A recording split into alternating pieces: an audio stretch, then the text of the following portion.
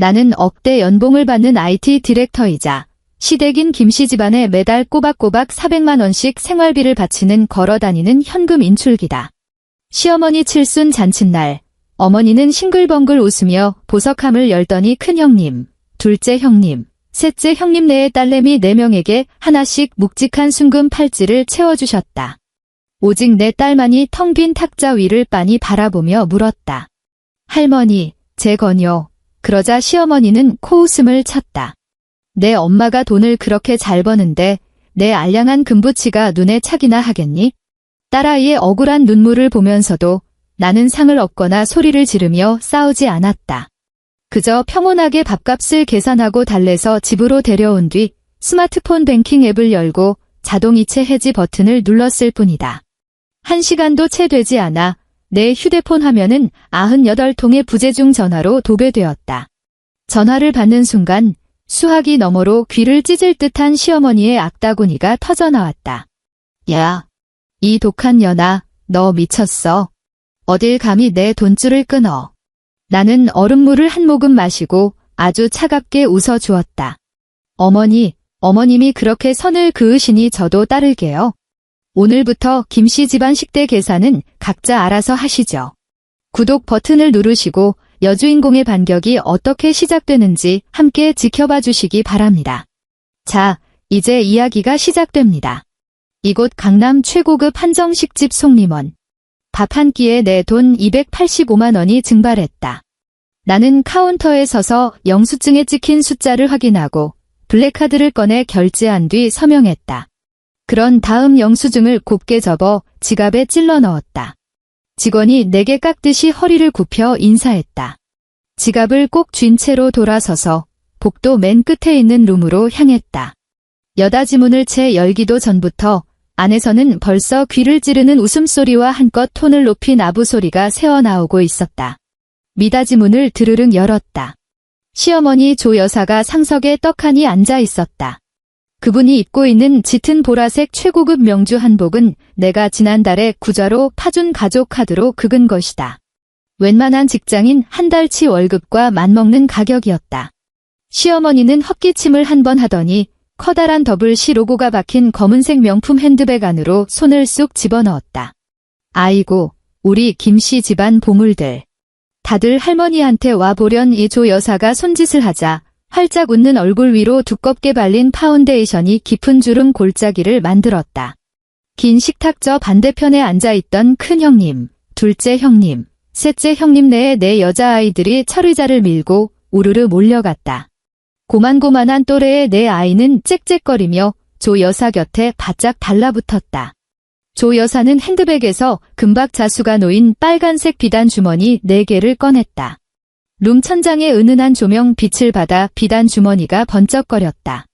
시어머니가 매듭을 풀고 그 안의 물건을 손바닥 위로 쏟아냈다. 샛노란 빛이 눈을 찌를 듯 번뜩였다. 화려하고 복잡한 문양이 새겨진 아주 두툼한 순금 팔찌 4개였다. 자, 받아라. 할머니가 너희 주려고 종로 금은방 가서 특별히 맞춘 거야. 이 조 여사는 아이들 4명의 손에 번갈아 가며 금팔찌를 쥐어주었다. 이쁘게 쑥쑥 잘 커야 한다. 알겠지? 나중에 커서 이 할머니한테 팍팍 효도하고 말이야. 감사합니다. 할머니, 아이들은 합창하듯 소리치며 저마다 받은 팔찌를 서로의 팔목에 대보고 신을 냈다. 내 딸 지아는 올해로 6살이다. 지아는 오늘 칠순 잔치를 위해 내가 백화점 아동복 코너에서 특별히 새로 사 입힌 원피스를 입고 내 옆자리에 얌전히 앉아 있었다. 반짝거리는 금부치를 든 사촌 언니들을 바라보는 지아의 눈빛에는 기대감이 한가득했다. 아이는 아예 의자에서 미끄러지듯 내려와 앞으로 자박자박 한 걸음 다가갔다. 두 손을 꼭 쥔 채 다음 차례는 의심의 여지 없이 자기 이름이 불릴 거라고 굳게 믿는 눈치였다. 하지만 시어머니는 텅 빈 벨벳 상자를 탁 하고 매몰차게 닫아버렸다.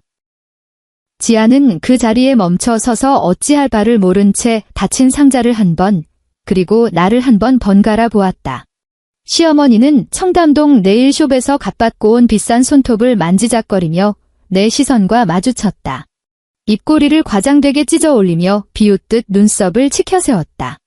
아이고, 우리 서아는 왜 나를 그렇게 뚫어지게 볼까? 어미가 차별이라도 하는 것 같니? 나는 자리에 앉은 채 아무 대답도 하지 않았다.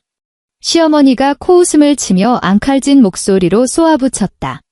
우리 서아는 돈을 갈퀴로 쓸어 담는데 이깟 한 돈짜리 금부치가 대수겠어? 내 한 달 보너스만 털어도 이런 거 트럭으로 한 보따리는 사겠다. 돈도 많은데 내 딸내미건 내가 직접 사주렴. 늙은이가 주는 옹색한 물건 받아서 뭐 하겠니? 큰형님은 옆에서 입을 가린 채 푹 하고 가벼운 비웃음을 흘렸다. 둘째 형님은 고개를 푹 숙인 채 젓가락으로 눈앞에 구절판만 푹푹 쑤시며 아무것도 못 들은 척 연기를 했다. 나는 상석 옆자리에 앉아있는 남편을 고개 돌려 쳐다보았다. 김민재. 그는 방금 소갈비찜 한 조각을 젓가락으로 집어 올리던 참이었다. 자기 엄마의 말을 듣고도 젓가락을 내려놓기는커녕 짐승처럼 입안으로 고기를 불룩하게 밀어 넣었다. 질겅질겅 씹어대며 어눌한 발음으로 장단을 맞췄다. 엄마 말이 맞네? 여보, 서운하게 쪼잔하게 굴지마. 칠순같이 좋은 날 왜 그렇게 정색하고 분위기 망치고 그래? 당신 돈도 잘 버는데 하나 사주면 되지? 그의 입가에는 시뻘건 갈비찜 국물이 기름지게 번들거렸다. 그는 애타게 우두커니 서 있는 친딸 지아에게는 곁눈질 한 번 주지 않았다. 지아의 작은 손가락이 튜튜 치맛자락을 꽉 움켜쥐었다. 아이의 눈시울이 시뻘겋게 달아올랐다. 지아가 나를 돌아보는 순간 굵고 투명한 눈물방울이 뚝뚝 식당 마룻바닥으로 떨어져 내렸다. 나는 각티슈에서 휴지 한 장을 뽑아 들고 허리를 숙여 아무 표정 없이 아이 얼굴에 흐르는 눈물을 닦아주었다. 아주 조심스럽고 느릿한 손길이었다. 눈물을 닦아낸 뒤 나는 자리에서 일어나 의자 등받이에 걸쳐 둔 코트를 집어들고 지아의 손을 꽉 잡았다. 동서, 지금 뭐 하는 거야? 큰형님이 젓가락을 탁 내려놓으며 불만 섞인 가시 돋친 목소리로 따졌다. 어른들이 아직 식사 중인데 지금 나가는 거야? 예의장절이 도대체 어찌 된 거야? 나는 그 누구와도 눈을 마주치지 않고 곧장 미닫이 문을 열어젖히고 방을 빠져나왔다. 등 뒤로 시어머니가 수저를 내동댕이 치는 쨍그랑 소리와 함께 날카로운 악담이 비수처럼 꽂혔다. 가정교육도 못 받은 상스러운 년.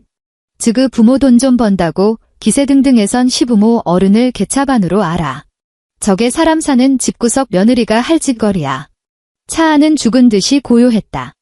지아는 뒷좌석 카시트에 앉아 훌쩍거리며 울다 지쳐 이미 깊은 잠이 들어 있었다. 나는 운전대를 쥔 채 앞쪽 가로등 불빛이 아뷰리창에 흩뿌리는 아른거리는 불빛만 멍하니 응시했다. 괴성을 지르지도 앞이 안 보일 만큼 눈물을 쏟지도 않았다. 내 머릿속은 소름 돌돋을 만큼 맑고 냉철하게 가라앉아 있었다. 금 한 돈짜리 팔찌 하나, 30몇만 원 아이 4명에게 쥐어준 걸 다 합쳐봐야 기껏 100만 원이 조금 넘는다. 그런데 내가 방금 카운터에서 군말 없이 긁고 나온 밥값은 무려 285만 원이었다. 아파트 지하 주차장에 차를 댔다. 나는 잠든 지아를 안고 위층으로 올라가 침대에 조심스레 눕혀 이불을 포근하게 덮어주었다. 몸을 곧장 돌려 서재로 들어선 나는 컴퓨터 전원을 켜고 인터넷 뱅킹에 접속했다. 6자리 공동인증서 비밀번호를 건조하게 타이핑하고 자동이체 관리 메뉴로 들어갔다. 모니터 화면에 여러 개의 이체 내역이 떠올랐다. 그중 맨 윗줄. 조정숙, 시어머니 생활비 조공, 400만 원. 나는 그 숫자를 뚫어지게 노려보았다. 매달 1일, 단 하루도 어김없이 이 고정 비용은 내 계좌에서 그 여자 통장으로 속절없이 빠져나갔다. 시어머니는 이내 피 같은 돈으로 한남동 최고급 스파 사우나를 제 집처럼 드나들었고 주일마다 교회에 가서 헌금을 뿌리며 강남 사모님 행세를 했으며 나이 40 먹고 빈둥거리는 백수 아주버님과 도련님들의 뒤를 말끔히 닦아주었다. 나는 마우스를 휙 움직여 자동이체 해지 버튼을 지체 없이 클릭했다. 시스템이 경고 팝업 창을 띄웠다. 정말로 해지하시겠습니까? 나는 건조하게 키보드를 두드려 보안 비밀번호를 다시 입력했다. 엔터. 정상적으로 해지 처리되었습니다. 이체 목록이 말끔하게 비워졌다. 노트북 화면을 덮고 주방으로 걸어간 나는 얼음을 띄운 찬물을 유리잔에 넘칠 듯이 부어 단숨에 벌컥벌컥 목구멍으로 넘겨버렸다. 달그락. 큼직한 얼음 덩어리가 유리잔 벽에 부딪히며 날카롭고도 경쾌한 파열음을 냈다. 1시간 뒤. 거실 바닥에 널브러진 지하의 블록 장난감들을 수납장에 쓸어 담고 있는데 소파에 아무렇게나 팽개쳐 둔 스마트폰이 미친 듯이 발작하기 시작했다. 화면이 번쩍거리며 뜬 발신자 이름은 어머니. 나는 눈길조차 주지 않은 채 묵묵히 널어둔 빨랫감을 갰다. 진동이 멈추는가 싶더니 수초 뒤에 다시 발작하듯 울리기 시작했다. 잠금 화면 한 구석에 찍힌 부재중 전화 횟수가 무서운 속도로 치솟았다. 10통, 20통, 50통. 숫자가 98로 넘어갈 무렵 나는 빈둥거리며 다가가 폰을 집어들었다. 통화 버튼을 스와이프한 다음 스피커폰 모드로 바꿔 아일랜드 식탁 대리석 위로 툭 던져놓았다. 윤서아. 이 미친년아, 너 단단히 돌았어. 귀가 터질 듯한 노인네의 쇳소리가 폭탄처럼 거실 전체를 쩌렁쩌렁 울렸다. 전화기 너머 배경음으로는 아주 왁자지껄한 소동이 섞여 들려왔다. 누군가 쩔쩔매며 말리는 목소리가 들렸다. 사모님, 진정하시고 목소리 좀 낮춰주십시오. 다른 피부관리실 고객님들도 계신데 여기서 이러시면 영업방해입니다. 이거 안 놔. 내 몸에 손대지 마. 시어머니가 애꿎은 직원에게 폐악을 부리더니 다시 스마트폰 우물에 대고 침을 튀기며 삿대질을 해댔다. 너 대체 무슨 개수작을 부린 거야? 내가 지금 강남 에스테틱에서 수백만 원짜리 패키지를 긁으려는데 잔액 부족이 뜬단 말이야. 동네 창피하게 내가 어딜 얼굴을 들고 다녀. 넌 지금 당장 그 돈 내 통장으로 도로 채워놔. 알았어. 나는 싱크대 대리석 가장자리에 몸을 비스듬히 기댄 채 티끌만 한 동요도 없는 고요한 톤으로 되물었다. 어머니의 얄팍한 체면, 보전이랑 제 지갑 사정이 무슨 상관관계가 있죠? 폰 너머의 호흡이 한순간 턱 막히더니 이내 몇 배는 더 거대하고 맹렬한 버럭질이 쏟아졌다. 이 샹년이 지금 혓바닥이라고 함부로 나불 때? 내가 매달 며느리 된 도리로 나한테 용돈 바치는 건 숨쉬듯 당연한 일이야. 내가 감히 어제 저녁 밥상머리 없고 싸가지 없이 먼저 쳐나간 것도 모자라서 이제 나한테 이런 천박하고 치사한 짓거리로 복수를 해. 어머니, 나는 그 여자의 거품 섞인 말을 단칼에 잘라냈다. 제 친딸은 김씨 집안 그 잘난 핏줄이 아니라서 30만 원짜리 천박한 금부치 하나 받을 자격조차 없다면서요. 그럼 제 피 같은 돈도 김씨 집안 거머리들 통장으로 고스란히 들어갈 이유 따윈 애초에 없는 거네요.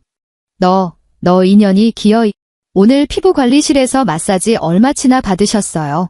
뭐, 별 수 있나요? 당신 그 대단하고 잘난 친아들한테 전화 팍팍 돌려서 대리 결제해달라고 우겨보세요.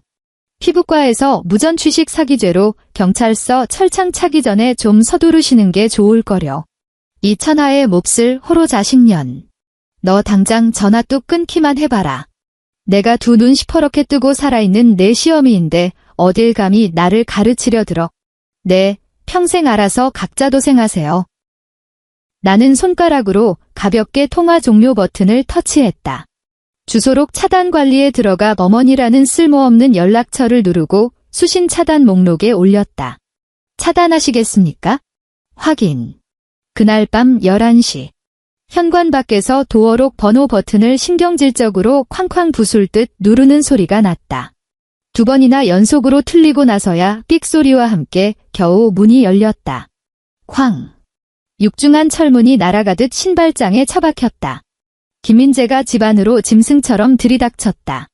넥타이는 쥐어뜯은 것처럼 풀어 헤쳐져 너덜거렸고 술과 분노로 핏발선 눈의 얼굴은 터질 듯 시뻘겋게 달아오른 채였다. 심지어 흙먼지 묻은 구두도 벗지 않은 채 거실의 깨끗한 원목 마루까지 성큼성큼 짓밟고 폭주 기관차처럼 파고들었다. 윤서아. 당장 튀어나와. 그가 거실 한복판에서 대놓고 울부짖었다.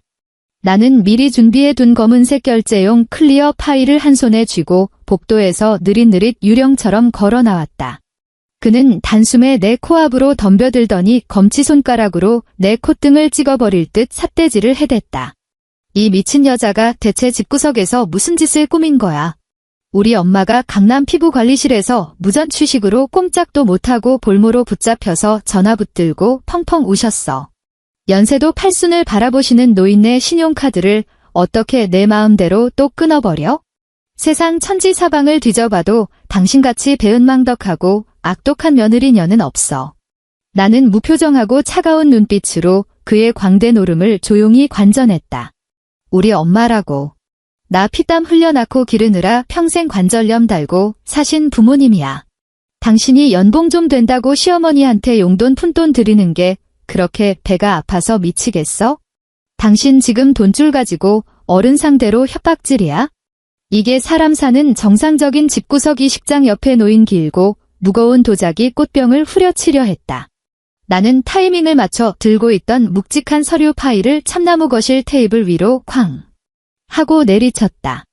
귀를 찢는 대포소는 마찰음에 그의 어깨가 움찔하며 팔이 허공에서 굳어버렸다. 눈이 뚫려 있으면 똑똑히 보고 발광해 나는 무심히 그 파일을 가리켰다. 그는 어리둥절한 표정으로 멍청하게 서 있더니 찝찝한 손길로 서류철 표지를 들췄다. 그 철 안에는 월별로 세세하게 분류된 은행 거래 명세서 뭉텅이와 엑셀로 정리된 빼곡한 가게 지출 현황표 몇 장이 끼워져 있었다. 이게 다 무슨 개수작이야? 이게 바로 당신이 떠받드는 이 집안의 위대한 가장으로서 내가 이 가족의 생존을 위해 이바지한 거룩한 기여도야. 나는 여유롭게 그에게 3보다가가 가장 위쪽 표의 상단 지표를 짚어주었다. 김민재. 내가 매달 회사에서 죽어라 굴러서 공용 통장에 박아넣는 그 허접한 고정 월급. 총액 250만 원. 나는 하얀 검지 손가락 끝으로 표의 셀들을 따라 쭉 미끄러지듯 내려가 붉은색 폰트로 찍힌 만성적인 마이너스 지출 내역들을 탁탁 두드렸다. 요즘 널뛰는 이 아파트 주택담보대출 원리금만 쳐도 매달 200만 원 물어내야 해. 관리비, 전기가스 상하수도 합쳐서 고정요금이 50만 원, 우리 지하 원어민 영어, 유치원과 창의 미술학원비가 120만 원. 내 입에나 내 주둥이에 들어가는 마트 식비 카드값만 죽었다 깨어나도 150만 원을 그리고 결정적으로 활용점정. 내가 착한 효자 노릇한답시고 매달 내 목을 졸라 내 엄마한테 강제로 바치게 했던 그 피같은 400만 원. 나는 고개를 빳빳이 쳐들고 동공지진을 일으키는 그의 비루한 두 눈동자를 살벌하게 응시하며 숨통을 조였다. 당신이 굽실거리며 벌어오는 그 250만 원. 숨만 쉬고 나가는 집 대출금이랑 관리비 내면 단 1원도 안 남아. 우리 신혼여행 다녀온 그날 밤부터 오늘 이 순간까지 너 그리고 강남 사모님 코스프레하는 내 잘난 엄마. 너희 모자는 찰거머리처럼 전부 내 돈의 빌부터 흡혈귀처럼 기생해 숨쉬고 살았다는 명백한 데이터야. 어디서 감히 기생충 주제에 내 면전에다 고성을 질러대? 그의 낯빛은 시퍼렇게 질렸다가 백지장처럼 허옇게 떴다.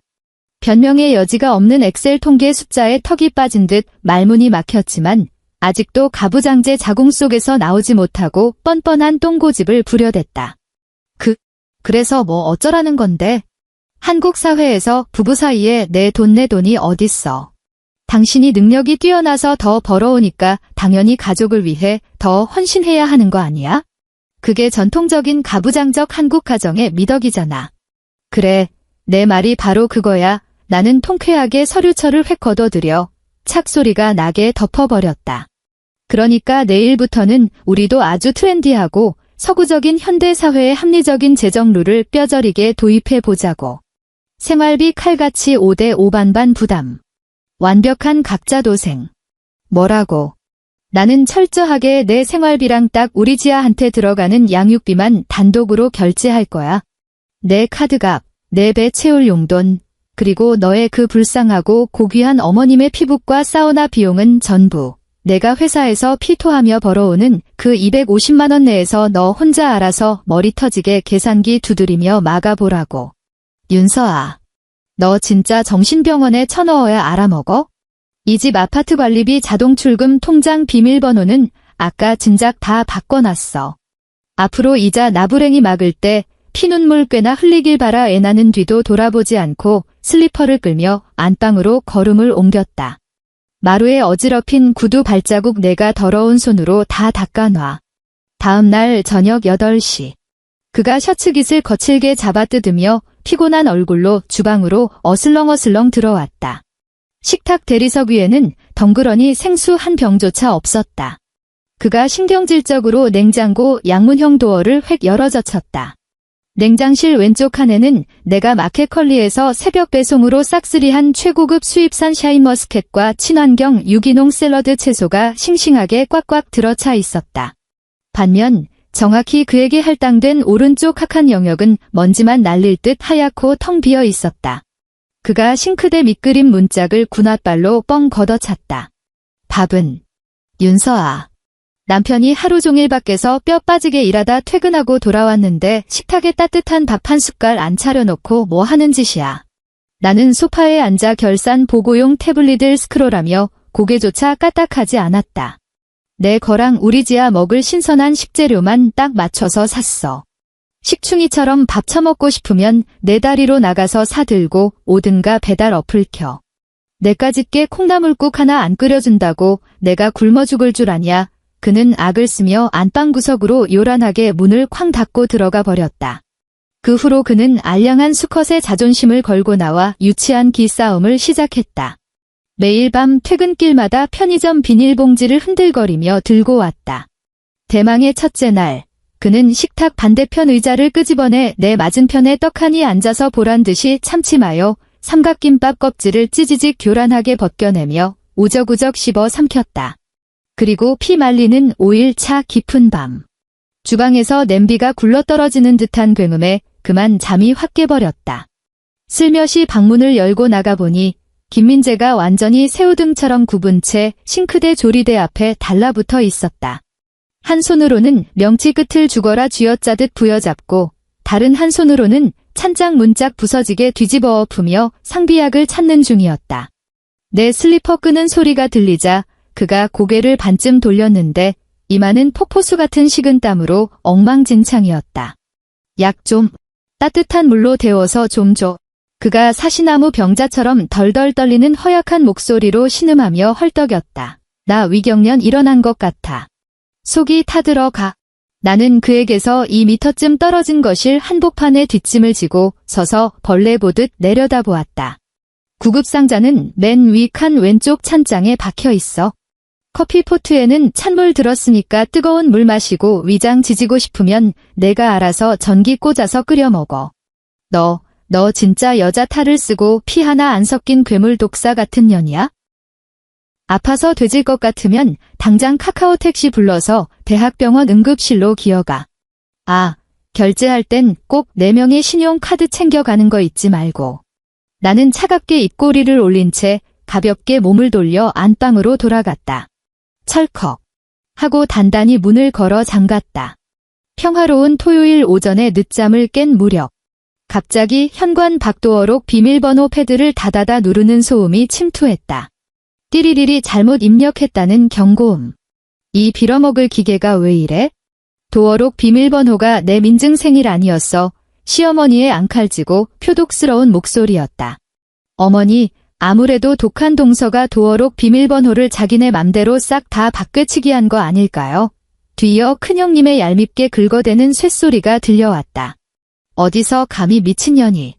여긴 내 귀한 아들이 버젓이 살고 있는 집구석이야. 쾅, 쾅, 쾅. 현관문 철판이 무너져라 울렸다. 윤서아. 문 당스 아메리카노 잔을 대리석 식탁에 내려놓고 현관으로 걸어갔다. 밖에선 둘째 형님까지 찰거머리처럼 합세해 부채질하고 있었다. 동서. 머리에 피도 안 마른 게 건방지게 시어른들이 밖에서 주구장창 벌을 서고 계신데 지금 뭐 하자는 거야. 이 싸가지 없는 게. 안에서 도통 바늘 떨어지는 기척도 없자 화가 끝까지 난 시어머니가 아예 발을 들어 철문을 뻥뻥 차기 시작했다. 문 열어라. 이 천하의 불효막심하고 지독한 년아. 동네 사람들 다 기어 나와서 우리 집 구석 구경 좀 하쇼. 시어머니는 기다렸다는 듯이 데시벨을 고막 찢어지게 한껏 끌어올렸다. 이런 요즘식 계단식 아파트 복도는 자그마한 기침 소리조차 쩌렁쩌렁하게 울려 퍼지는 극강의 확성기 구조다. 결국 그녀는 분을 못 이기고 아예 콘크리트 바닥에 철퍼덕 주저앉아 제 허벅지를 퍽퍽 내리치며 귀신처럼 곡소리를 늘어놓기 시작했다. 아이고 내 기구한 팔자야. 독사 같은 며느리 년이 배때기 불러서 불쌍한 늙은 시어미 밥줄을 끊어 굶어 죽이려고 작정을 했네. 나는 벽면 월패드 스크린에 적나라하게 렌즈로 비친 시어머니의 진상 사기극을 차가운 눈으로 지켜보았다. 그 뒤로는 김장 김치 100포기는 들어갈 법한 거대한 텅 빈 플라스틱 김치통을 무기처럼 든 큰형님과 둘째 형님이 멀뚱히 도둑고양이처럼 서 있었다. 나는 바지 주머니에서 최신 폰을 꺼내 동영상 촬영 모드를 켰다. 현관 비디오폰 아래 문고리를 꽉 움켜쥐고 단숨에 아래로 꺾어내렸다. 삐리릭 덜컥. 시어머니가 허공에 마른 주먹을 잔뜩 쥔 채 다시 쾅문을 두드리려던 바로 그 찰나 문이 벌컥 열렸고 그녀는 하마터면 중심을 잃고 현관 대리석 바닥으로 곤두박질 칠 뻔했다. 내년이 찔려가지고 이제야 뻔뻔한 낯짝을 들이미는구나. 그녀는 기세를 몰아 내 코앞에 손가락 총을 날렸다. 나는 뒷걸음질 한 번 치지 않은 채 꼿꼿하게 서서 스마트폰을 높이 치켜들었다. 빨간 REC 녹화 버튼이 깜빡이는 카메라 렌즈가 정확히 시어머니의 기괴하게 일그러진 얼굴을 직방으로 겨냥했다. 허공에 떠올랐던 그녀의 손이 각기병 걸린 사람처럼 뻣뻣하게 굳었다. 너 인연, 지금 그거 들이대고 뭐 하는 짓거리야? 나는 한치의 떨림조차 없는 무미건조한 톤으로 지시했다. 숨차게 왜 끊으세요? 계속 열심히 씨부리시죠. 아까보다 3배는 더 크게 악마처럼 울부짖으세요. 그래야 앞집 아줌마가 우리 집 문 앞 굿판을 제대로 감상하죠. 큰형님이 부자연스럽게 광대를 올리며 억지 웃음을 쥐어짰다. 동서, 가족끼리 좋게 푸는 건데 동영상 몰카가 웬 말이야? 흉흉하게 카메라 얼른 엎어놔. 아주버님댁 형님. 혹시 그 어마어마한 빈 김치통은 우리 집 냉장고에 대체 뭘 싹 쓸어 담아가려고 당당히 들고 오셨어요? 저번 명절에 제가 백화점에서 받은 최고 등급 마블링 횡성 한우 세트 훔쳐가신 건 벌써 다 뱃속으로 소화하셨나 보죠? 큰형님의 얼굴이 삶은 홍당무처럼 시뻘겋게 달아올라 당황하며 후다닥 빈 통을 허리 등 뒤로 음침하게 감췄다. 시어머니가 건조한 마른 침을 꿀꺽 삼키며 발악했다. 내깐년이 이딴 몰카 찍어서 어디다 쓰려고. 경찰 순찰차를 당장 불러도 내가 먼저 너를 존속 폐륜죄로 호적에 빨간 줄 긋게 고발할 거다. 이 버러지 같은 년아. 오, 어디서 주워들은 건 있어서 법을 꽤나 잘 아신다니 얘기가 아주 시원하게 돌아가겠네요. 이 동영상 팩트에다가 방금 아파트 복도에서 동네방네 소리 지르며 모욕죄 저지르신 그 생생한 녹취록 합치면요. 변호사 대동 안 해도 접근금지 가처분 신청 증거자료로 아주 훌륭하게 먹히거든요.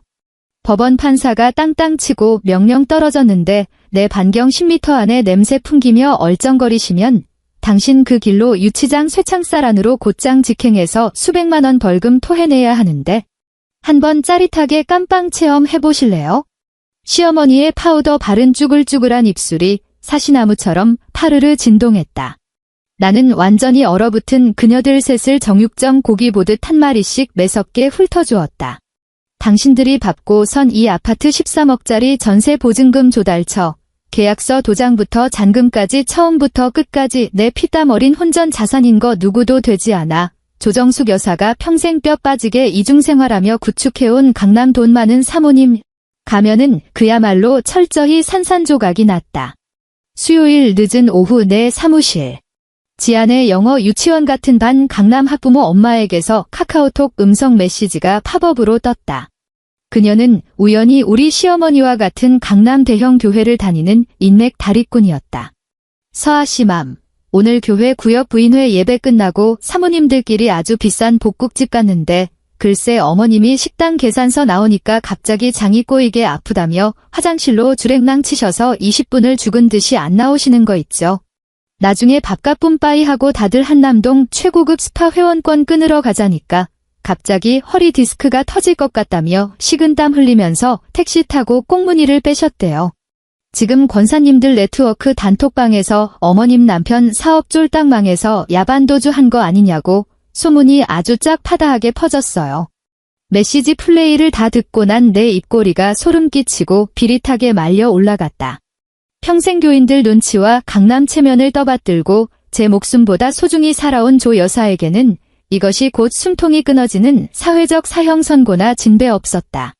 산산이 구겨진 체면을 지저분하게 수습하기 위해 그녀는 염치도 없이 다른 캥거루 아들내미들과 며느리들에게 찰거머리처럼 들러붙어 손을 벌리고 돈을 강탈하기 시작했다.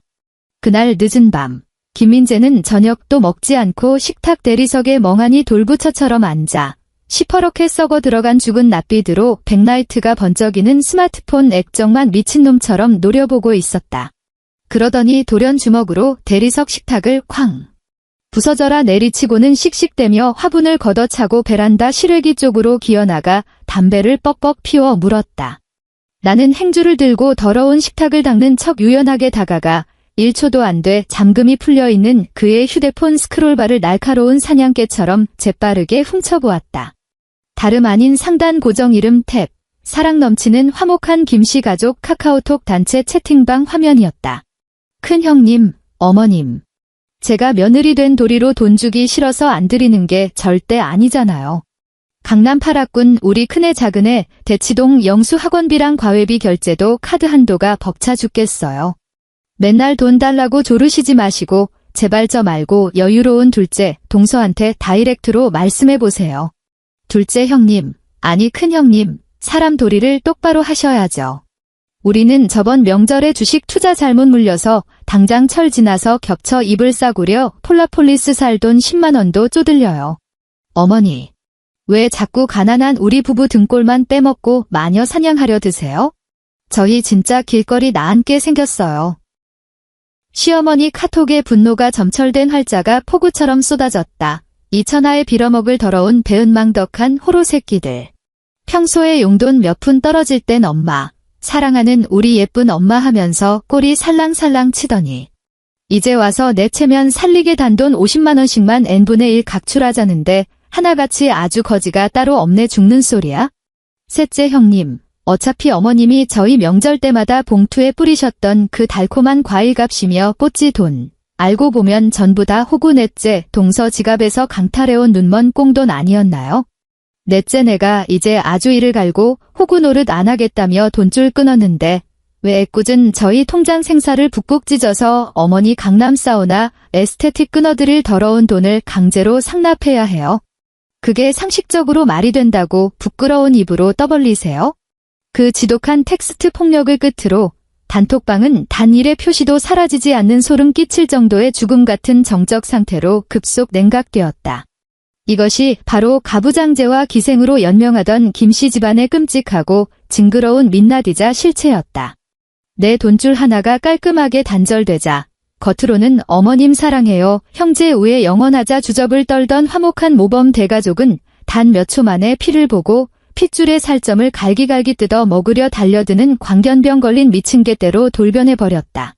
그리고 이 가부장제 집안의 뇌가 텅 빈 자랑스러운 아들 김민재는 그 알량한 효자 코스프레 도리를 자기 죽는 날까지 포기하지 못하고 자기 무덤을 파는 인생 최악의 치명적이고 멍청한 오판을 저지르고 말았다. 정확히 보름 뒤 점심 구내식당 메뉴가 올라올 무렵 등골을 서늘하게 하는 김민재 타이틀의 발신자 전화가 걸려왔다.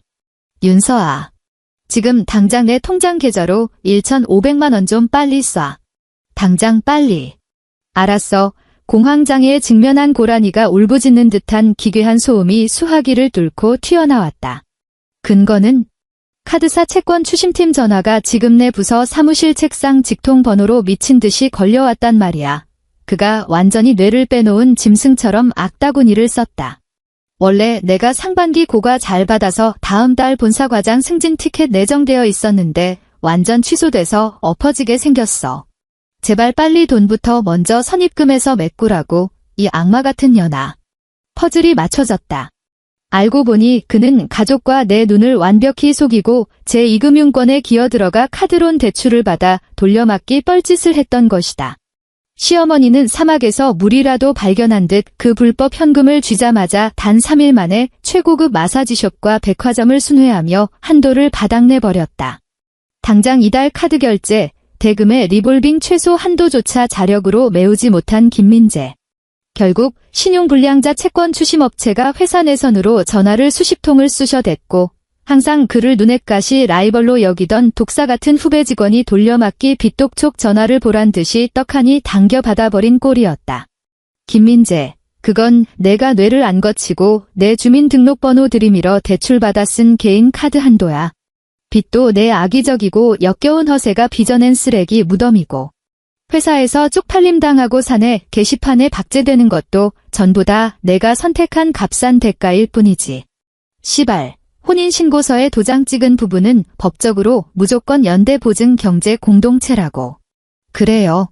그럼 이따 퇴근하고 집구석에 들어오면 그 대단하고 위대한 이혼 가정법원 관련 민법 이야기 좀 진지하게 판사처럼 따져보자. 나는 1초의 미련 없이 툭 전화를 끊어버렸다. 곧바로 회사 VIP 전용 내선번호 키패드를 눌러 로펌 담당 변호사에게 전화를 걸었다. 장 변호사님, 이제 망설일 것 없이 본격적으로 이혼 소송 절차 밟으셔도 되겠습니다. 내 최고급 마호가니 책상 서랍을 아주 우아하게 열어젖히고 두툼하고 빳빳한 황토색 대형 서류 봉투 하나를 꺼냈다. 그 안에는 지난 절망적인 5년간 김민재가 내 가족 카드로 매달 술집이며 골프장이며 닥치는 대로 긁고 다닌 호화유흥비의 어마어마한 결제 내역서와 더불어 뻔뻔한 조 여사가 가스라이팅으로 매달 400만 원씩 철저하게 털어간 인터넷 뱅킹 송금 추적 기록. 그리고 이 강남 한복판 아파트 13억 전세 보증금 출처가 내 단독 소유라는 명백한 변호사 사무실 공증 팩트 서류가 빈틈없이 철해져 한치의 오차도 없이 꽂혀 있었다. 그리고 그 무시무시하고 서늘한 이혼 판결 법정 증거 서류 뭉치맨 꼭대기 위 그곳에는 이미 내 빨간 인감도장이 각 잡혀 정갈하게 여러 군데 쾅쾅 찍혀 있는 완벽한 합의혼 신청서 원본이 눈부시게 가지런히 누워 있었다. 더러운 주방 냄비에 썩은 물은 이미 한계점을 넘어 펄펄 끓어 가스레인지 불을 꺼트리며 넘치고 있었다.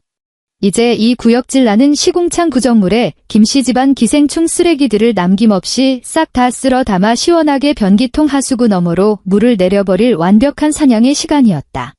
정시 퇴근 시간 6시.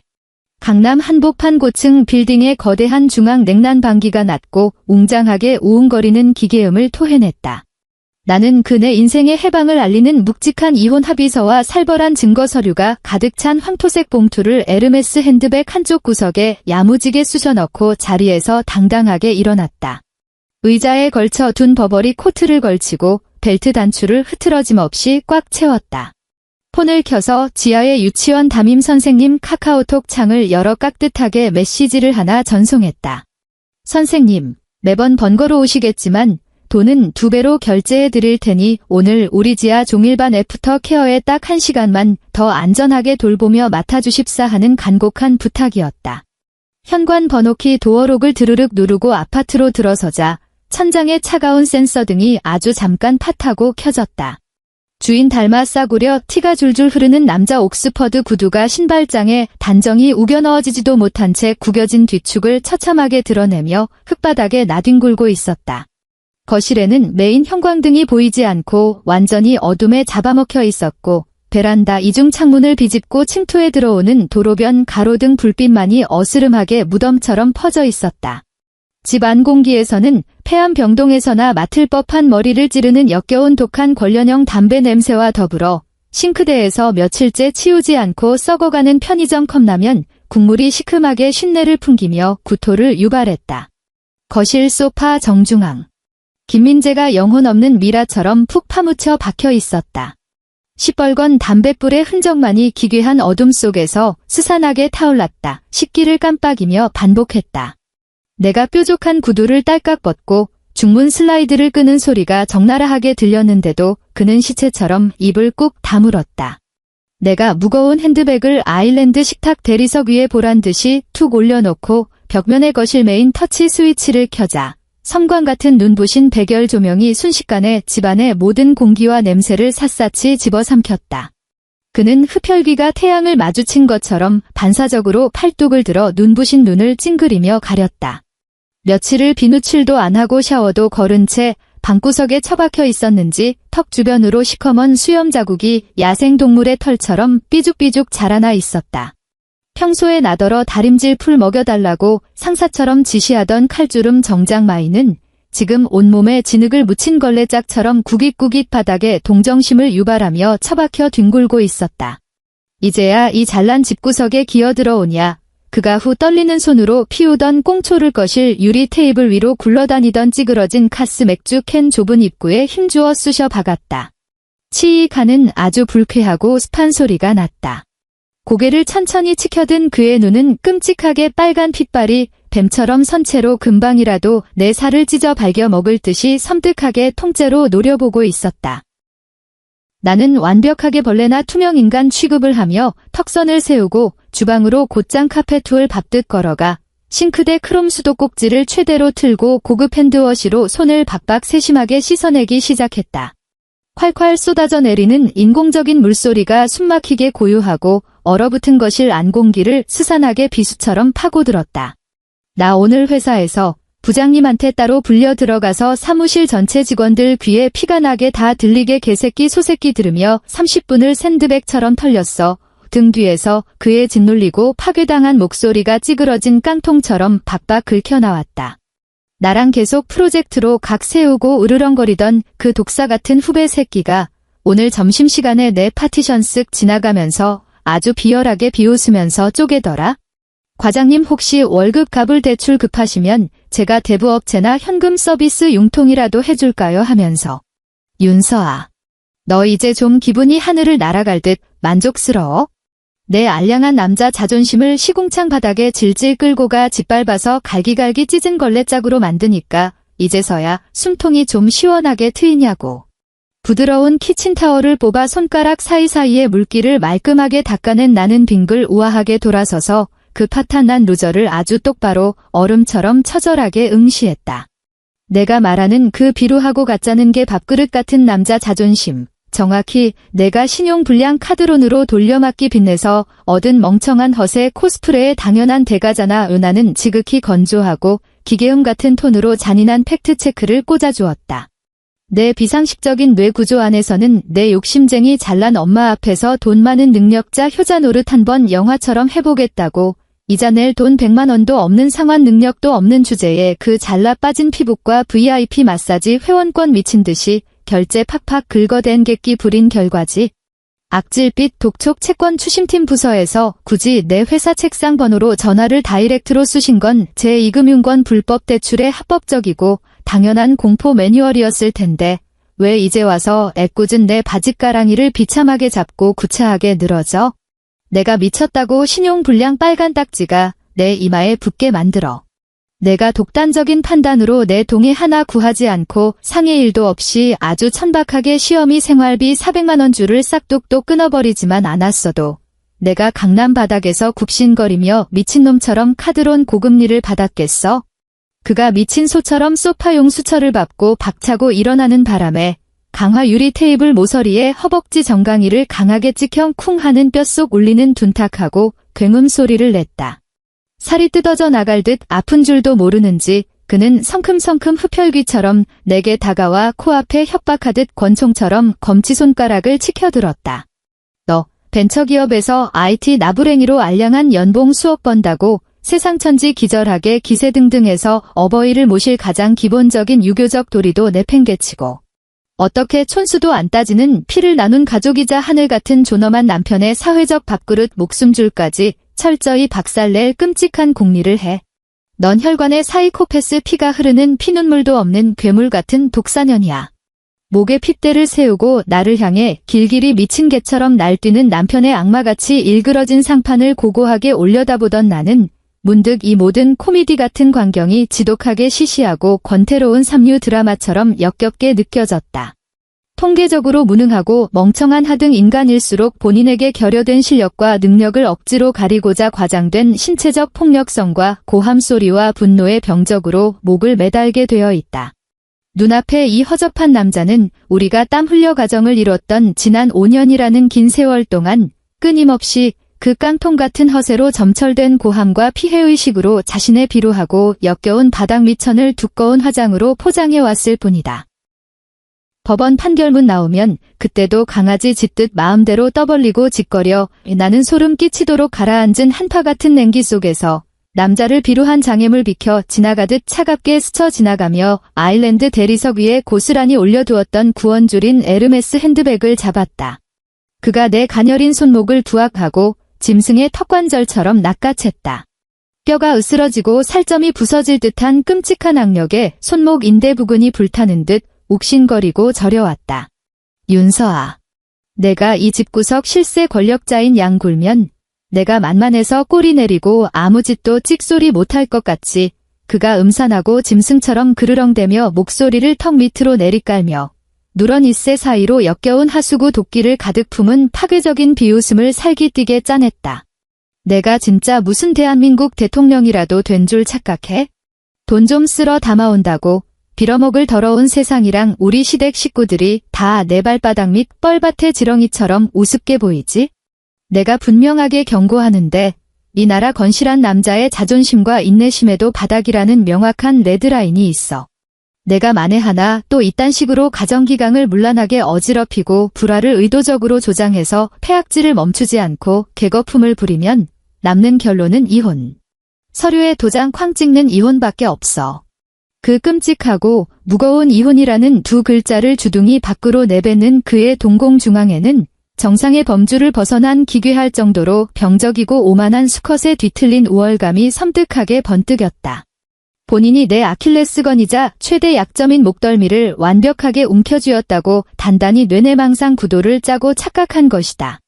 저 무지몽매하고 원시적인 멍청한 가부장제 한국 남자들의 고루한 사고방식 생태계 속에서 여성은 아무리 회사에서 막강한 능력을 증명하고 억대 연봉 빌딩을 세우며 돈을 무한대로 쓸어 담아와도 돌아온 싱글 혹은 비참한 이혼녀라는 주홍글씨 낙인이 이마에 찍히는 순간 중고 마켓에서도 거들떠보지 않는 폐기 처분 직전에 흠집난 감가상각 상품이나 다름없는 취급을 받는다고 정신승리를 한다.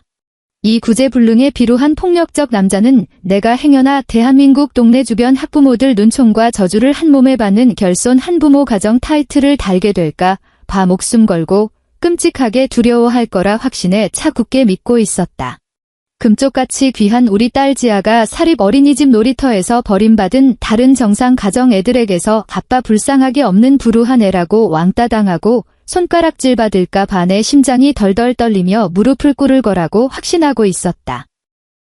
그는 내 저릿한 손목을 횟거품 물듯 더럽다고 털어내듯 치워놓고는 여유롭게 한 걸음 뒤로 으스대듯 물러서서 거만하게 팔짱을 꼈다. 그러고는 아주 정복자가 패배자를 내려다보는 듯한 찢어지는 시선으로 입에 모터를 달고 털기 시작했다. 왜? 꿀 처먹은 벙어리 행세야? 이제 입술 꿰맸어. 내가 이혼 서류 두 글자 던지니까 이제야 이거지 같은 상황의 진실이 제대로 파악이 돼서 사시나무처럼 다리가 후들거리고 오금이 저리냐? 내 그 멍청한 귀 열고 아주 똑똑히 새겨들어. 만약 우리가 합의 이혼 거절하고 재판 이혼 가면 지아의 절대적 양육권은 내가 내 몸을 다 불살라서라도 목숨 걸고 하늘 끝까지 쫓아가 법원에서 뺏어올 거다. 너 대가리가 달렸으면 아주 뼈저리게 잘 알지? 회사 승진 지위에 환장해서 하루 평균 12시간씩 밤낮 없이 개처럼 구르는 이기적인 야근 독박벌이 워킹맘년한테 보수적인 대한민국 가정법원 가사 담당 판사 나으리들은 절대로 친권이며 양육권 안 넘겨준다는 무시무시한 사실 말이야. 내가 제일 무서워하는 그 양육권 뺏기는 법원 판결 나는 그 순간 넌 내가 내 돈 주고 산 이 아파트에서도 몸만 남겨진 채 당장 알몸으로 길거리에 처량하게 쫓겨나고 법이 정한 대로 매달 내 통장으로 칼같이 통장에 빨대 꽂히듯 양육비 벌금 붙여야 할 거다. 사랑하는 우리 딸 지아가 나중에 내가 데려온 피 한 방울 안 섞인 이뻐하는 다른 젊은 여자 품에 안겨서 새엄마라고 방긋방긋 웃으며 부르는 그 피눈물 나는 서사 재밌는 꼴을 아주 똑바로 평생 생지옥처럼 보게 해줄 테니까. 그는 스스로 말하면서도 꽤나 이치에 맞는다고 여겼는지 굽었던 허리까지 꼿꼿하게 폈다. 지금 당장 신용카드 연체 대금부터 싹 다 메워놔. 그리고 다음 분기 생활비도 우리 엄마 통장으로 바로 꽂아. 그러면 내가 지난 보름 동안 내가 한 미친 짓들은 눈 감아 줄 테니까. 이게 내가 주는 마지막 기회야. 나는 그 허접한 원맨쇼가 끝날 때까지 조용히 지켜보았다. 그러고는 에르메스 핸드백의 지퍼를 스르륵 열었다. 아주 훌륭하네. 나는 그 두툼한 황토색 서류 봉투를 쑥 뽑아 들었다. 내가 그 말을 얼마나 오래 기다렸는지 알아? 나는 그 봉투를 그 인간 눈앞에 거실 유리 테이블 위로 툭 던져버렸다. 묵직한 서류 뭉치가 유리 상판을 때리며 찰싹하는 날카로운 마찰음을 냈다. 그는 흠칫 놀라더니 거만하게 팔짱을 끼고 있던 두 손을 스르르 풀었다. 이건 또 무슨 수작이야? 내가 방금 전에 아주 당당하게 제안한 것들. 나도 100% 동의하거든. 나는 그를 아주 차갑게 내려다보며 말했다. 당장 뜯어봐. 그 안에는 내 인감도장이 필요한 모든 서류가 완벽하게 세팅되어 있으니까. 그는 의심스러운 눈초리로 나를 한번 힐끗 쳐다보고는 허리를 굽혀 봉투 입구를 거칠게 북 찢어 발겼다. 두툼한 인쇄물 뭉치가 쏟아져 내렸다. 그중 맨 위에 놓인 종이 상단에는 굵고 까만 명조체로 큼지막하게 적힌 이혼 협의서라는 글자가 선명하게 박혀 있었다. 그의 동공이 지진이 난 듯 축소되었다. 그는 종이 뭉치를 덥석 움켜쥐고는 미친 듯이 활자들을 훑어내렸다. 재산 분할 항목에 시선이 꽂힌 순간 그의 거친 숨소리가 턱하고 멎어버렸다. 너 진짜 돌았어. 그가 눈을 부라리며 고개를 번쩍 치켜들었다. 그의 소나귀에 잡힌 종이가 구깃구깃하게 일그러졌다. 남편 측 재산 분할 포기. 빈손으로 퇴거. 윤서아, 너 진짜 정신병원에 갇힐 정도로 미친 거야? 아니면 백일몽이라도 꿔? 뒤로 계속 넘겨 나는 일말의 감정조차 섞이지 않은 목소리로 명령했다. 그는 사시나무 떨듯 떨리는 손으로 다음 장을 넘겼다. 거기에는 수많은 은행 거래 명세서와 법무법인 공증서류 사본들이 빼곡하게 붙어 있었다. 첫째, 우리가 지금 깔고 앉아있는 이 아파트 전세 보증금 8억 원 기건 철저하게 내가 결혼 전에 개인 명의로 피땀 흘려 모은 돈이랑 우리 친정 부모님이 보태주신 자금이야. 이 봉투 안에 아주 완벽한 은행 송금 내역이랑 혼전 재산 공증 서류가 다 들어있어. 이 8억은 내 놈이랑은 단 1원도 상관없는 내 개인 자산이란 뜻이지. 나는 서서히 핏기가 가시는 그의 허연 낯짝을 똑바로 응시하며 말을 이었다. 둘째, 내 엄마가 지금 떵떵거리며 살고 있는 강북 낡은 빌라. 2년 전에 외벽 누수 터지고 보일러 배관 다 썩어서 올 리모델링 싹 다 해준 비용. 총합 5천만 원 그거 전부 내 신용카드로 시원하게 긁은 거 알지? 이건 내 엄마가 나한테 갚아야 할 명백한 개인 채무야. 셋째, 결혼 생활 8년 내내 내가 쥐꼬리만큼 벌어온 월급은 우리 집 한 달 생활비 끄트머리도 못 채웠어. 게다가 내가 내 분수도 모르고 카드론 긁어서 만든 1,500만 원 빚. 그거 전부 다 너 혼자 룸살롱 가고 내 엄마 피부과 에스테틱 사치 부리는데 탕진한 악의적인 빚이잖아. 부부 공동채무로 절대 인정 못 받아. 내 입에서 비수 같은 팩트가 한마디씩 꽂힐 때마다 나는 그를 향해 한 걸음씩 압박하며 다가갔다. 서류를 쥔 김민재의 손이 제멋대로 덜덜 떨리기 시작했다. 그는 뒷걸음질을 치다 결국 종아리가 소파 끄트머리에 걸려 털썩 주저앉고 말았다. 그리고 우리 지하 양육권 문제 은하는 상체를 숙여 양손으로 유리 테이블 모서리를 짚고 그의 시선과 정확히 눈을 맞췄다. 당장 내 카드 리볼빙 최소 금액조차 메울 능력도 없어서 빚 독촉받는 주제에 가정법원 판사가 언제 신용불량자 딱지 붙을지 모르는 무능한 애비한테 6살짜리 핏덩이를 잘도 키우라고 넘겨주겠다. 그치? 너 이 악마 같은 년이 날 함정에 빠뜨렸어. 그가 갑자기 발작하듯 짐승의 비명을 내지르며 두 손으로 쥐고 있던 이혼 서류를 미친 듯이 북북 찢어 발겼다. 이 피도 눈물도 없는 독사 같은 년. 너는 처음부터 이럴 작정으로 치밀하게 날 계산하고 속인 거야. 종이가 갈기갈기 찢겨나가는 타여름이 썰렁한 거실 안을 쩌렁쩌렁 울렸다. 하얀 종이 쪼가리들이 먼지 구덩이 마룻바닥 위로 눈처럼 떨어져 내렸다. 나는 허리를 꼿꼿이 펴고 그가 발광하는 꼴을 아주 차갑고 한심하게 내려다보았다. 열심히 더 찢어봐. 장 변호사님 사무실에 똑같은 카피본이 수십 장 널려 있으니까. 여기 적힌 숫자 하나하나는 전부 은행직인이 쾅쾅 찍힌 완벽한 증거들이야. 고작 종이 쪼가리 몇 장 찢는 내 그 얄팍하고 알량한 자존심으로 법적 팩트가 뒤집힐 것 같아. 나는 미련 없이 몸을 돌려 현관 쪽으로 성큼성큼 걸어갔다. 이 합의서는 일방적인 최후 통첩이지 내 놈이랑 구질구질하게 타협하자는 게 아니야. 내일 아침 9시 장 변호사님 사무실에서 봐. 등 뒤에서 들려오는 절망적인 쌍욕과 저주를 차단하며 무거운 철문이 쾅 소리를 내며 닫혔다. 다음 날 오전 9시 강남구 테헤란로 장 변호사 법률 사무소. 회의실에 묵직한 유리문을 밀고 들어가자 전혀 놀랍지도 않게 두 인간이 떡하니 앉아 있었다. 김민재는 긴 소파 끄트머리에 엉덩이를 반쯤 걸친 채 불안한 듯 양손으로 무릎만 박박 문지르고 있었다. 그리고 그 옆에는 분위기 파악도 못하고 촌스러운 팥죽색 투피스 정장에 알이 굵은 진주 목걸이까지 주렁주렁 매달고 온 그의 어머니 조 여사가 자리 잡고 있었다.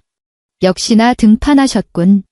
김민재 같은 마마보이들은 자기 능력으로 도저히 수습할 수 없는 위기가 닥치면 본능적으로 늙은 어미의 치맛자락 뒤로 숨어버리는 게 뻔한 레퍼토리다. 책상 너머에 앉아있던 장 변호사가 내가 들어오는 것을 보고 정중하게 목례를 했다. 나는 그들 맞은편 1인용 가죽 소파에 우아하게 앉아 가방을 옆에 내려놓았다.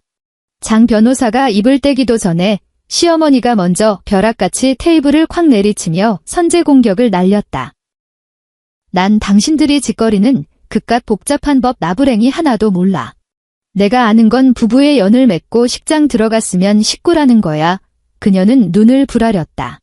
평소 교회에서 짚고 다니던 그 인자한 얼굴은 온데간데 없이 일그러져 있었고 테이블 위로 침방울이 튈 정도로 발악했다. 내가 지금 우리 아들이랑 이혼을 하겠다고? 그걸로도 모자라서 집에서 내쫓아? 이게 말이나 되는 소리야. 내가 무슨 자격으로 그런 짓을 해? 장 변호사가 안경테를 지적으로 밀어 올리며 깔끔하게 제본된 서류 두 부를 그들 앞으로 슥 밀어주었다. 조 여사님. 이 서류는 윤서아 의뢰인께서 제출하신 명확한 재산 분할 명세서입니다. 법률 규정에 따라 아내분의 혼전 재산은 이딴 쓰레기 같은 휴지 쪼가리 안 봐. 시어머니가 서류를 바닥으로 확천해버렸다. 결혼 전이든 후든 그게 무슨 상관이야? 우리 김씨 집안으로 시집 왔으면 그년 돈도 전부 다 우리 김씨 집안 돈이지. 그 전세 보증금을 지가 해왔으면 뭐 어쩌라고? 내 아들이 그 안에서 8년이나 살았으면 공로가 없어도 고생한 수고비는 쳐줘야지. 무슨 권리로 내 아들을 알몸으로 쫓아내. 그녀는 김민재 쪽으로 고개를 확 돌리더니 다 큰 아들의 어깨를 퍽퍽 치며 선동했다. 민재야, 너 쫄지 마. 저 여자가 지금 겁주는 거야. 애 달린 여자를 이혼하면 누가 데려가? 다 지가 아쉬우니까 저러는 거야. 너 절대 도장 찍어주지 마. 버티면 지가 어쩔 거야. 김민재는 바닥에 놔둔고는 서류만 멍하니 쳐다보며 입술만 달싹일 뿐 아무런 말도 하지 못했다. 그는 늙은 자기 엄마보다 훨씬 잘 알고 있었다. 저 서류에 박힌 숫자들은 도저히 뒤집을 수 없는 철벽 같은 증거라는 것을. 조 여사님, 내가 서늘한 목소리로 입을 열어 그녀의 악다구니를 단칼에 잘랐다. 아직도 사태 파악이 전혀 안 되시는 모양이네요. 나는 상체를 살짝 앞으로 기울이며 그녀의 동공을 똑바로 꿰뚫어 보았다. 댁의 아드님은 그 8억짜리 전세 보증금을 포기하는 건 당연한 거고 본인이 싸질은 1,500만 원 빚더미도 고스란히 떠안아야 해요. 어디 그뿐인 줄 아세요? 이왕 청산하기로 한 거 아주 밑바닥까지 철저하게 계산해 드려야죠. 나는 장 변호사 쪽으로 고개를 돌렸다. 장 변호사는 내 뜻을 정확히 읽고 서랍에서 내역서 한 장을 꺼내 내게 건네주었다. 최근 2년 동안 제가 꼬박꼬박 어머님 통장으로 싸들인 생활비 400만 원, 합치면 정확히 9,600만 원이더군요. 거기다 강북 빌라 싹 고쳐드린 리모델링 비용 5천만 원이 예전엔 제가 어머님을 어른으로 모셨으니까 이 돈은 넘겼죠. 하지만 이제 혼인관계를 해소할 마당에 제 개인 자산에서 빠져나간 이 무상증여분을 이제 법적으로 반환 청구할 생각입니다. 시어머니의 두 눈이 순간 방울만하게 툭 튀어나올 듯 커지더니 숨소리조차 1초간 멎어버렸다. 너 지금 뭐라고 나불댔어? 내가 나한테 돈을 내놓으라고. 극도의 충격으로 그녀의 목소리가 날카롭게 찢어졌다. 그건 내가 시어머니한테 당연히 바쳐야 할 효도 비용이었어. 이 미친년. 죽고 싶어 환장했어. 돈 갚기 싫으시면 안 갚으셔도 됩니다. 나는 다시 소파 등받이에 기대며 차분하게 말했다. 그럼 저는 법원에 어머님 명의로 된 그 강북집 강제 집행해달라고 청구하는 수밖에요. 그거 어머님 유일한 거처잖아요. 법원 경매로 넘어가면 제 값은 못 받겠지만 빚 청산하는 데는 충분할 겁니다. 내가 감히 시어머니가 용수철처럼 소파에서 튀어오르더니 테이블 위에 놓인 크리스탈 물잔을 집어들고 나를 향해 냅다 집어 던졌다. 쨍그랑 소리와 함께 물잔은 내 발에서 50cm 떨어진 카페트 위에서 산산조각 났고 물이 내 구두 위로 튀었다. 장 변호사가 즉시 자리에서 벌떡 일어나 책상 위 내부 인터폰 버튼을 꾹 눌렀다. 보안팀, 지금 당장 2번 회의실로 와주세요.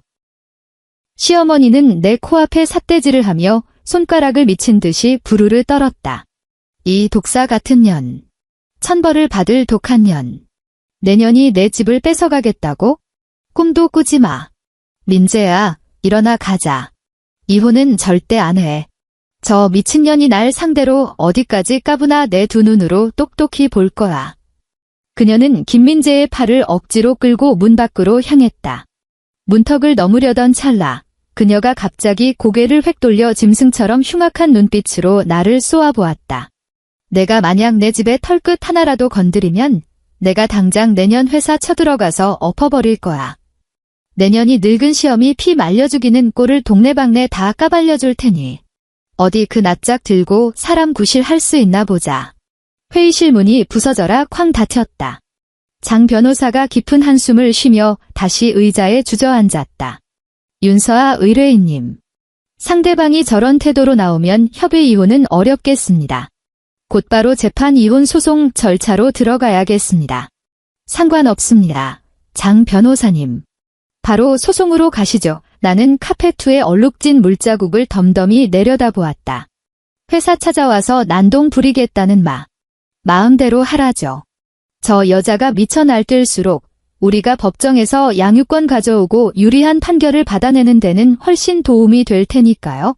3일 뒤 점심시간 1시 15분. 내부 식당에서 식사를 마치고 사무실로 막 돌아왔는데 내 책상 위 군의 전화가 미친 듯이 울려댔다. 윤 과장님. 지금 당장 로비로 좀 내려와 주셔야겠어요. 보안팀에서 맡기가 힘들어요. 안내 데스크 직원의 목소리에는 울음기가 섞여 있었다. 나는 커피잔을 내려놓고 엘리베이터로 향했다. 1층 로비에 도착해 문이 열리는 그 찰나, 고막을 찌르는 날카로운 통곡 소리가 들려왔다. 동네 사람들, 내 억울한 사연 좀 들어주소. 세상에 이런 천벌받을 일이 어딨답니까?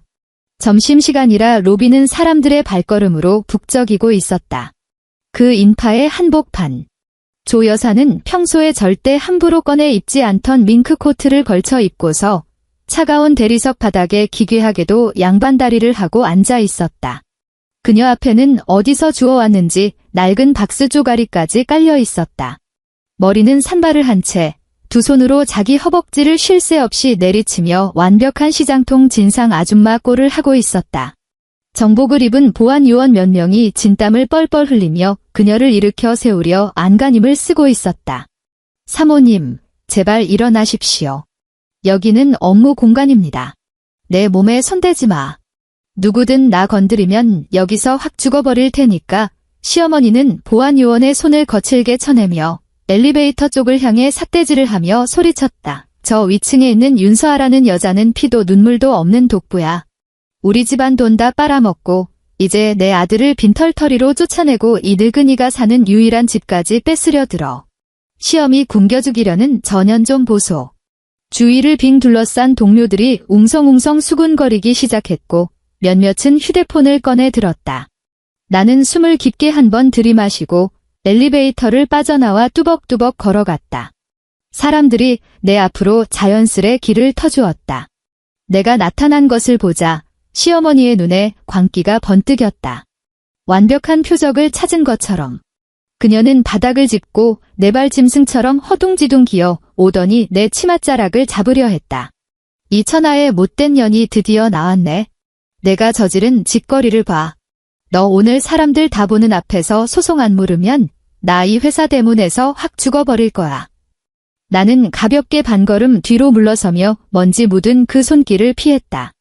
그녀를 부축해주지도 않았고 그녀가 원했던 것처럼 당황하거나 부끄러워 분노하지도 않았다. 나는 그저 고개를 돌려 쩔쩔매며 서 있던 경영지원팀 IT 파트장에게 시선을 맞췄다. 최 파트장님, 1층 로비 전광판 좀 빌리겠습니다. 나는 주머니에서 반짝이는 은색 USB를 꺼내 그에게 건넸다. 이 안에 든 오디오 파일 좀 틀어주세요. 볼륨은 최대로 높여주시고요. 최 파트장은 당황한 표정으로 바닥에 시어머니를 한 번, 그리고 내 차분한 얼굴을 한 번 번갈아 보더니 USB를 건네받고 통제실 쪽으로 뛰어갔다. 시어머니가 곡소리를 멈추고 경계하는 눈초리로 나를 노려보았다. 너 무슨 짓이야? 무슨 수작을 부리려는 거야? 10초 뒤. 로비 벽면을 가득 채우며 기업 홍보 영상을 틀어대던 대형 LED 전광판이 순간 까맣게 꺼졌다. 그 직후 로비 전체를 감싸는 고급 오디오 시스템을 통해 아주 또렷한 녹음 파일이 웅장한 공간을 찢을 듯 울려 퍼졌다. 제일 먼저 흘러나온 것은 아주 익숙하고 천박한 목소리였다. 우리 서하는 돈을 그렇게 버는데 이깟 한 돈짜리 금부치가 대수겠어? 돈도 많은데 내 딸내미건 내가 직접 사주렴. 늙은이가 주는 옹색한 물건 받아서 뭐 하겠니? 시어머니의 안면이 사시나무처럼 떨렸다. 그녀는 바닥에서 번쩍 일어나 경악에 찬 눈으로 사방의 스피커를 쳐다보았다. 녹음은 멈추지 않았다. 연이어 밥상머리에서 김민재가 개걸스럽게 씹어대며 어눌하게 맞장구 치는 소리가 흘러나왔다. 엄마 말이 맞네? 여보, 쪼잔하게 굴지 마. 당신 돈도 잘 버는데 자기가 사면 되잖아. 로비 안을 웅성거리게 하던 수군거림이 순식간에 사라졌다. 모두가 조용해진 채 믿을 수 없다는 듯 한가운데 선 이 노인네를 쳐다보았다. 스피커에서 흘러나오는 저 오만하고 냉혈한 목소리와 방금 전까지 바닥에 나뒹굴며 행패를 부리던 불쌍한 노인의 모습은 그야말로 소름 돋는 두 얼굴이었다. 하지만 아직 끝이 아니었다. 다음 오디오는 며칠 전 김씨 집안 단체 카카오톡 대화방에서 내가 다른 휴대폰으로 녹음해둔 음성 메시지 플레이본이었다. 둘째 형님의 얄팍한 목소리가 로비 전체를 울렸다. 형님, 양심적으로 말씀하세요. 우리는 철지나 입을 옷 살 돈도 부족해요. 어머니, 저희만 쥐어짜지 마세요. 셋째 형님의 목소리가 꼬리를 물었다. 어머니, 예전에 주셨던 돈, 다 넷째 동서 주머니에서 나온 거잖아요. 걔가 돈 안 주는데 우리 생살 깎아서 어머니 미용실 보내드려야 해요? 그게 말이 되나요? 그것은 돈줄이 끊기자 서로 물어뜯는 김씨 집안 내부의 끔찍한 진짜 얼굴이었다. 피를 빨아먹지 못해 본색을 드러낸 흡혈귀들의 추악한 증거. 로비아는 죽은 듯한 정적에 휩싸였다. 주위 동료들이 시어머니를 쳐다보는 눈빛은 초반의 동정심이나 구경거리에서 완전히 노골적인 경멸과 혐오감으로 바뀌어 있었다. 마치 악취가 진동하는 쓰레기 더미를 쳐다보는 듯했다. 시어머니의 얼굴은 시뻘겋게 달아오르고 입술은 경련하듯 심하게 떨렸다. 그녀가 그토록 자랑하던 강남 사모님의 체면, 나를 도덕적으로 압박하려 했던 그 약자 코스프레는 수백 명의 눈앞에서 저 녹음본 하나의 밑바닥까지 모조리 까발려졌다. 당장 꺼. 저거 당장 끄라고.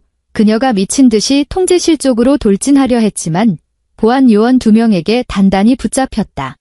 나는 그녀 앞으로 다가가 오직 우리 둘만 들을 수 있는 목소리로 말했다. 조정숙 여사님, 계속 난동 부리실 건가요? 만약 이걸로 부족하시면 아드님이 신용카드 연체돼서 빚 독촉받는 전화 녹음본도 여기 있습니다.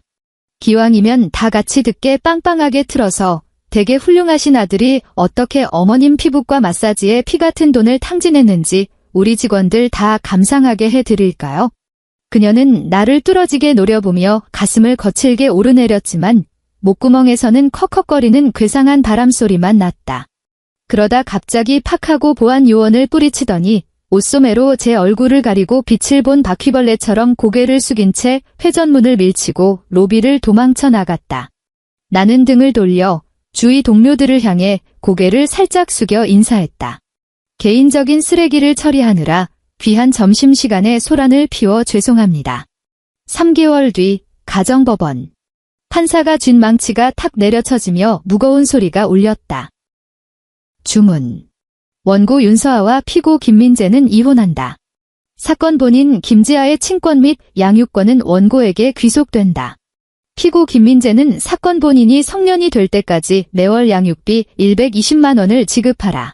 부부가 거주하던 전세 아파트 보증금은 원고의 특유 재산으로 인정하며 원고석에 앉아있던 나는 감정 없이 판결문을 읽는 판사의 목소리를 들으며 길게 숨을 내쉬었다. 3미터 통로 너머 피고석. 김민재는 허리를 둥글게 말고 시든 풀처럼 헝클어진 머리를 하고 있었다. 판결을 듣는 순간 그의 얼굴 근육이 움찔하더니 이내 두 손바닥에 얼굴을 푹 파묻었다. 그는 아무것도 가져가지 못했다. 반대로 카드론 연체와 법원의 강제 집행 명령 때문에 그나마 받는 쥐꼬리만 한 월급은 통장에 들어오자마자 은행 시스템에서 자동으로 빠져나갈 것이다. 매월 120만 원의 양육비와 신용카드 최소 상환 금액을 빼앗기고 나면 그의 손에 남는 돈은 서울에서 한 달 동안 편의점 도시락조차 제대로 사 먹기 부족할 것이다. 법원 정문을 나설 때 날은 잔뜩 흐려 있었다. 김민재가 계단 아래에서 나를 불렀다. 그는 10년은 늙어 보였다. 그의 목소리는 몹시 허약했고 구걸하는 듯했다. 나 제일 싼 고시원 들어갈 보증금도 없어. 제발 우리 5년 같이 산정을 봐서라도 우리 엄마 강북집은 안 팔게 해주면 안 될까? 우리 갈 데가 없어. 나는 걸음을 멈추고 고개를 돌려 그를 보았다. 법원 판결문은 이미 나왔어. 당신들에게 남은 시간은 30일이야. 그 안에 집을 비우든 5천만 원을 구해와서 내 통장에 넣든 둘 중 하나야. 나는 어떤 흔들림도 없는 평온한 말투로 말했다. 당신들이 길바닥에 나앉든 말든 그건 당신들 사정이지 나하고는 아무 상관없는 일이야. 나는 그를 한 번 더 쳐다보지도 않은 채 도로변에 세워진 택시로 직진했다. 이 더러운 구정물을 드디어 싹 다 쏟아버렸다. 나중에 장 변호사에게 들은 바로는 그들은 강북집을 팔지 않았다고 한다. 왜냐하면 그 집은 애초에 팔 수가 없었기 때문이다. 시어머니가 김민재의 카드빚을 갚아주려고 이미 몰래 대부업체 고리대금에 집을 담보로 넘겼기 때문이었다. 나의 자금 지원이 끊기자 그 굳건해 보이던 사랑 넘치는 김씨 집안은 완벽하게 모래알처럼 흩어졌다. 끝없이 생활비를 뜯어내려는 시어머니 때문에 남은 며느리들도 완전히 등을 돌렸다. 큰형님은 전화로 대놓고 피 빨아먹는 늙은 요괴라고 욕을 퍼부었고 둘째와 셋째 형님은 줄줄이 시어머니 번호를 차단해버렸다. 추석 당일. 전통에 따르면 며느리들은 이날 시댁에 가서 앞치마를 메고 펄펄 끓는 부엌 바닥에 앉아 하루 종일 제사전을 부쳐야 마땅했다.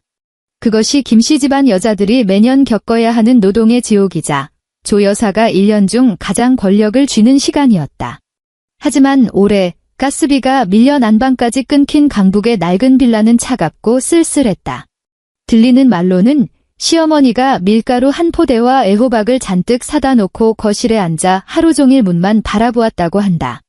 창밖이 새까매지고 밀가루 반죽에서 쉰내가 날 때까지 아무도 문을 두드리지 않았다. 그녀가 그토록 자랑하던 가족의 권위, 내 피를 빨아먹고 유지하던 그 가짜 번영은 터진 거품처럼 완벽히 사라졌다. 그녀와 쫓겨난 그 한심한 아들은 음습하고 곰팡이 피어 언제 넘어갈지 모르는 그 낡은 집에 틀어박혀 서로를 원망하고 괴롭히며 살아야만 했다. 12월 서울에 첫눈이 내렸다. 나는 지아를 데리고 한남동의 고급 아파트로 이사했다. 이곳은 보안이 철저했고 거실 통유리 밖으로 한강 야경이 내다보였다. 주말 오후 지아와 함께 백화점에 장을 보러 갔다. 지하 2층 프리미엄 마켓은 난방이 따뜻하게 틀어져 있었고 수입 과일의 달콤한 향과 커피의 쌉싸름한 향이 감돌았다. 쇼핑카트를 미는 내 옆을 지아가 얌전히 따라 걸었다. 아이는 핑크색 캐시미어 코트를 입고 손에는 비싼 수입 딸기 한 팩을 들고 있었다. 엄마, 우리 이거 사도 돼요? 아이가 고개를 들어 물었다. 당연하지. 카트에 담자 나는 아이의 머리를 쓰다듬었다. 그때 앞쪽 마감 세일 채소 코너에서 다투는 소리가 들려왔다. 아줌마, 이 배추 내가 먼저 집은 거잖아요. 노인네가 억지를 부려요. 한 중년 여성의 화난 목소리였다. 내가 먼저 잡았는데 무슨 소리야. 손 닿는 사람이 임자지. 민재야. 넋 놓고 서 있지 말고 빨리 와서 이거나 잡아. 그 쇳소리처럼 날카로운 목소리에 고막이 움찔했다. 나는 걸음을 멈추고 진열대 너머를 바라보았다. 반갑 세일 노란 스티커가 붙은 시들시들한 채소 더미 앞 조 여사는 잎이 누렇게 뜬 배추 한 포기를 가슴에 부여안고 동네 아줌마와 거칠게 몸싸움을 하고 있었다. 그녀가 입던 밍크코트는 어디로 갔는지 소매 끝에 보풀이 일어난 낡은 패딩을 걸치고 있었고 머리는 하얗게 새어 산발이 된 채 두피에 달라붙어 있었다. 김민재가 플라스틱 장바구니를 든 채 옆에 서 있었다. 얼굴살이 쏙 빠져 해골 같았고 눈빛은 영혼 빠진 인형처럼 초점이 없었다. 엄마의 앙칼진 부름에 느릿느릿 다가갔지만 차마 끼어들어 당기지는 못한 채 난처한 얼굴로 고개만 푹 숙이고 있었다. 이거 안 놔. 이 미친 할망구가 상대편 아줌마가 거칠게 팍 밀쳤다. 시어머니는 비틀거리다 그만 엉덩방아를 찌으며 바닥에 주저앉았다. 안고 있던 배추가 바닥으로 굴러떨어졌다. 주위 사람들이 눈살을 찌푸리며 쳐다보았다. 김민재가 당황해서 허겁지겁 몸을 숙여 어미를 부축하려 했고 그의 얼굴에는 수치스러움이 가득했다. 나는 제자리에 서서 조용히 그 모습을 지켜보았다. 어떤 복수의 통쾌함도 없었고 그저 질 나쁜 흑백 영화를 보는 듯 무덤덤했다. 바로 그때 지아가 내 옷자락을 당겼다. 엄마, 저기 할머니 넘어졌어요. 지아의 맑은 목소리를 듣자마자 김민재의 움직임이 굳어버렸다. 그가 고개를 들었고 사람들 너머로 정확히 우리와 시선이 마주쳤다. 그의 동공이 순간 크게 확장되었다. 뒤이어 바닥에 자빠진 시어머니도 아들의 시선을 따라 고개를 획 돌려 우리를 보았다. 깨끗하고 고급스러운 코트를 입은 혈색 좋은 지아와 나를 본 순간 주름과 분노로 가득했던 그녀의 늙은 얼굴이 마치 귀신을 본 것처럼 하얗게 굳어버렸다. 입술이 무의식적으로 뻐끔거리며 소리를 내려고 했지만 목구멍에서는 쇳소리 같은 바람 새는 소리만 났다. 김민재는 감전이라도 된 듯 다급히 손을 거두고 바닥에 떨어진 반갑 배추를 제 몸뚱이로 가려보려고 안간힘을 썼다. 그의 귀는 피가 날 듯 붉게 달아올랐고 극도의 수치심과 절망감 속에서 눈빛을 피했다. 나는 얼굴에 쓴 선글라스를 벗지 않았다. 내 호흡의 속도조차 전혀 변하지 않았다. 나는 그저 지아의 손을 꽉 잡고 가장 흔한 모르는 사람을 스쳐 지나가듯 흔들림 없는 걸음걸이로 그들의 시야를 가로질러 걸어갔다. 비웃음도 멈칫함도 없었다. 최고의 경멸은 더 이상 시선조차 적선하지 않는 것이다. 마트를 나설 때쯤 밖에는 눈이 더 거세게 내리고 있었다. 기사가 도로변에 차를 세워두고 내려서 우리를 위해 문을 열어주었다. 차 안은 몹시 훈훈했고 열선 시트가 미리 켜져 있었다. 지아는 카시트에 앉아 고개를 숙이고 코트 소매를 만지작거렸다. 나는 고개를 돌려 아이를 보았다. 지아의 오른쪽 손목에는 맞춤 제작한 다이아몬드 팔찌가 채워져 있었다. 정교한 다이아몬드가 차 천장 조명을 받아 깨끗하고 순수한 빛을 뿜어냈다. 그것은 새 집으로 이사하던 첫날, 내가 직접 내 딸의 손목에 채워준 것이었다. 나는 예전에 항상 결혼이라는 게 거대한 식탁이라고 착각했다. 나는 미친 듯이 일하고 돈을 벌어 매달 400만 원이라는 입장료를 꼬박꼬박 바쳤다. 내 딸이 그 식탁의 한 자리를 차지할 수 있게 해주려고. 내가 충분히 노력하기만 하면 그 텅 빈 빨간 벨벳 상자가 언젠가는 내 딸을 위해서도 열릴 거라고 믿었다. 하지만 내가 틀렸었다. 식탁에 앉은 인간들이 피만 빠는 기생충뿐일 때 그 알량한 적선 같은 금부치는 평생 기다려도 얻을 수 없는 것이다. 나는 손을 뻗어 팔찌가 묶인 지아의 가녀린 손목을 살며시 쥐었다. 손바닥에 닿는 다이아몬드의 온도는 약간 서늘했지만 아주 확실하고 단단했다. 그 하찮은 새 돈짜리 순금 팔찌는 애초에 우리를 가두는 족쇄가 아니었다. 나를 진짜 가두었던 것은 예전에 그들에게 인정을 구걸하려 했던 내 안의 나약함이었다. 이제 나는 그 식탁에 앉으려고 내 돈으로 입장권을 사지 않는다. 나 자신이 곧 나의 힘이고 뒷배니까. 고개를 돌려 창밖을 내다보았다. 한남동의 거리가 흩날리는 눈발 속으로 멀어져 갔다. 가로등 불빛이 앞 유리창을 스치고 지나는 풍경은 반년 전 그날 밤과 똑같았다. 다만 이번에는 내 세상에 귀를 찢는 그런 잡음 따위는 더 이상 존재하지 않았다. 오늘 준비한 이야기는 여기까지입니다. 가슴이 뻥 뚫리는 시원한 이야기가 되셨길 바라며 항상 행복하고 즐거운 하루 보내시길 바랍니다. 다음 이야기에서 다시 만나요.